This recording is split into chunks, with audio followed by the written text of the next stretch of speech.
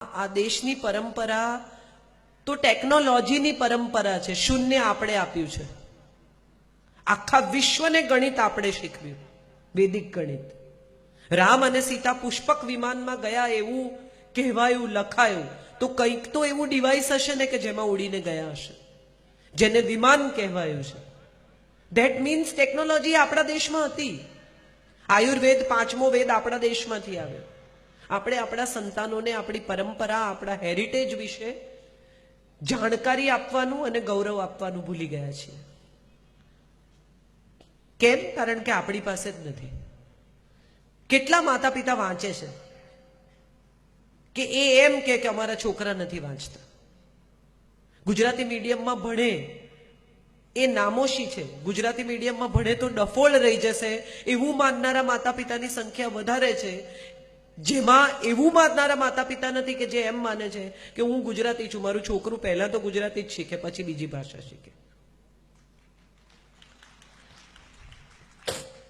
ગર્વથી કે બોલો એને 76 શું એટલે ખબર જ નથી. આ ગર્વ નથી, આ દુઃખની વાત છે. એ ગઈકાલે મને પૂછતો હતો, મમ્મી ખભા એટલે શું?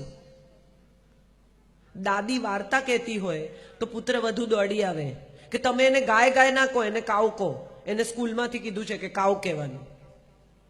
છોકરાના મગજમાં કન્ફ્યુઝન છે કે આ ગાય ને કાવ જુદા છે કે એક જ છે. અને પછી એક એવી ભાષા આમાંથી ઊભી થાય છે જે નથી ગુજરાતી, નથી અંગ્રેજી. હું ગુજરાતી મીડિયમમાં ભણી છું. જય વસાવડા જે આવશે થોડા દિવસ પછી, એ તો સ્કૂલિંગ જ એમનું ઘરમાં થયું છે. અને છતાંય અમે યુવાનો સાથે કમ્યુનિકેટ કરી શકીએ છીએ કારણ કે અમે અમારી જાતને અપડેટ કરવા, અપગ્રેડ કરવા તૈયાર છીએ. નવી પેઢી સાથે કદમ મિલાવવા માટે નવા થવું પડશે. જૂની વસ્તુઓ નહીં ચાલે. નવરાત્રી પૂરી થાય ને, કેટલી બધી સ્ત્રીઓ આપણે જોઈ છે, નવરાત્રી પૂરી થાય ને ત્યારે નક્કી કરે કે આ વખતે માળિયામાંથી બધો કચરો કાઢી નાખવો છે. પછી બધું નીચે ઉતારે, પછી બધું સાફ કરે ને પછી બધું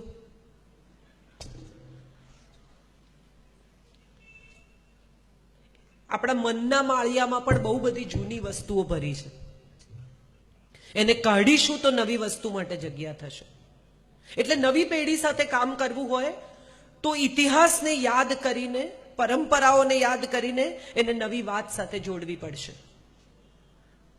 આપણે એમને એ શીખવાડવું પડશે કે આપણી પાસે શું ગૌરવ કરવા જેવી બાબતો છે.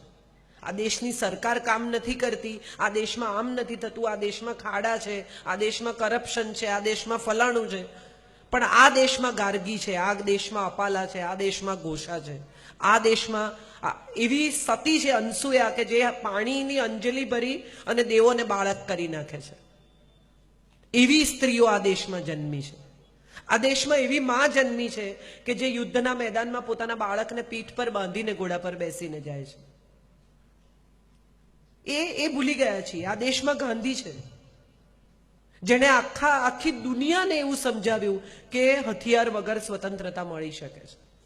કેટલા બધા છોકરાઓ એવું કહે છે કે ગાંધીજીએ સરદાર પટેલને વડાપ્રધાન ના થવા દીધા ને આ દેશનું આમ થઈ ગયું ને આ દેશનું તેમ થઈ ગયું. એમણે ક્યાંક સાંભળ્યું છે, મોઢા મોઢ સાંભળેલી કથાઓ હવે આ પેઢી કહેવા માંડી છે. ખરેખર એને વિશેનું સત્ય શું છે એ તો શોધો. શું જાણે છે આ પેઢી? એટલે પહેલી વાત તો એ કે એમને ઇતિહાસ સાથે, પુરાણો સાથે, આપણી પરંપરા સાથે જોડીને એક નવી દુનિયા સાથે ઓળખાણ કરાવવી પડશે. બીજી બહુ જ મહત્વની વાત, એમને સાંભળવા પડશે. એમને શું કહેવું છે એ સમજીને, એમને કઈ બાબત સાથે આપણામાં વિરોધ લાગે છે. કારણ કે વિરોધ સાંભળીશું ને તો વિદ્રોહ નહીં થાય.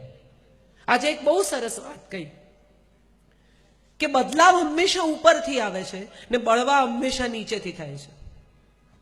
તમે દુનિયાની જો ઇતિહાસો તપાસો તો તમને સમજાય કે બદલાવ રાજાઓ લઈ આવ્યા. આ દેશમાં જેટલા સાધુઓ થયા, જેટલા ધર્મના સંસ્થાપકો થયા, એ બધા પહેલા રાજાઓ હતા. મહાવીર હોય, બુદ્ધ હોય, કૃષ્ણ હોય, આ બધા જ પહેલા એવા લોકો હતા કે જેમણે પહેલા ભોગવી લીધું, માણી લીધું, આનંદ કરી લીધો અને એ પછી એમણે એવી સલાહ આપી કે આમાં કશું નથી.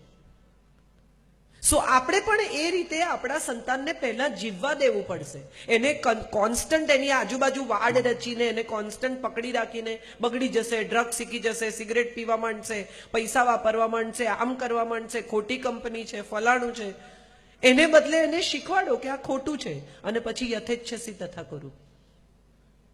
આપણને આપણા સંસ્કારમાં, આપણા ઉછેરમાં, આપણા સંબંધોમાં, આપણા કમ્યુનિકેશનમાં વિશ્વાસ હોવો જોઈએ, જે આપણે મિસ કરી ગયા છીએ. આપણને બહારના લોકોમાં વધારે વિશ્વાસ છે, આપણને પિયર પ્રેશરમાં વધારે વિશ્વાસ છે, આપણને લાગે છે કે એના મિત્રો એને બગાડી નાખશે. આપણને એવો વિશ્વાસ કેમ નથી કે હું એને સુધારીશ? એના મિત્રોની અસર નહીં થાય, એના પર એના પિતાની અસર થશે, એની માની અસર થશે. એ સાચું જ શીખશે, એ એના મિત્રોને સુધારશે બગડવાને બદલે. આ વિશ્વાસ આપણે ખોઈ બેઠા છીએ, કારણ કે આપણે આપણા સંતાન સાથે વાત જ નથી કરતા. સૌથી પહેલા એને આ પરંપરા સાથે જોડીએ, બીજા એને સાંભળીએ, એને શું કહેવું છે એ તો સમજીએ. અને ત્રીજી સૌથી મહત્વની વાત, જે મોટા ભાગના માતા પિતા ધીરે ધીરે સાવ મિસ કરી ગયા છે, આપણા સંતાન એના માતા પિતાને વહાલ કરતા જોતા જ નથી. પિતા ઈંચકે બેઠા હોય, મા બાજુમાં બેઠી હોય, પિતાના ખભે માનું માથું હોય, ગાડી ચલાવતા કે બીજી કોઈ જગ્યાએ પિતા માનો હાથ પકડીને લઈ જાય, કદીક મા ને પિતા હગ કરે, કદીક મા રસોઈ કરતી હોય તો પિતા રસોડામાં જઈને માને વહાલ કરીને ઊભા હોય. આવા દ્રશ્યો આપણું સંતાન જોવાનું ચૂકી ગયું છે. આપણા સંતાનને એક જ વાત ખબર છે કે મારા માતા પિતા રાત્રે એમના બેડરૂમનું બારણું બંધ કરે છે. આ એક જ સંબંધ છે. અને લગ્નને આપણે ધીરે ધીરે શારીરિક સંબંધો ભોગવવાના લાયસન્સમાં ટ્રાન્સફર કરવા માંડ્યા છીએ. દાંપત્ય નામના શબ્દ સાથે હવેના સંતાનોને કોઈ નિસ્બત જ નથી. સહજીવન નામનો શબ્દ નથી, જીવન સાથી નામનો શબ્દ નથી. ટોલરન્સ, સ્નેહ, વાલ, એકબીજા સાથે જીવવાની આખી પરિભાષા જ બદલાઈ ગઈ છે. ડિગ્રીના લગ્ન ડિગ્રી જોડે થાય છે, MBBSના લગ્ન MBBS જોડે, MAના લગ્ન MA જોડે, વ્યક્તિના લગ્ન વ્યક્તિ જોડે નથી થતા. અને કદાચ એટલે આ લગ્નો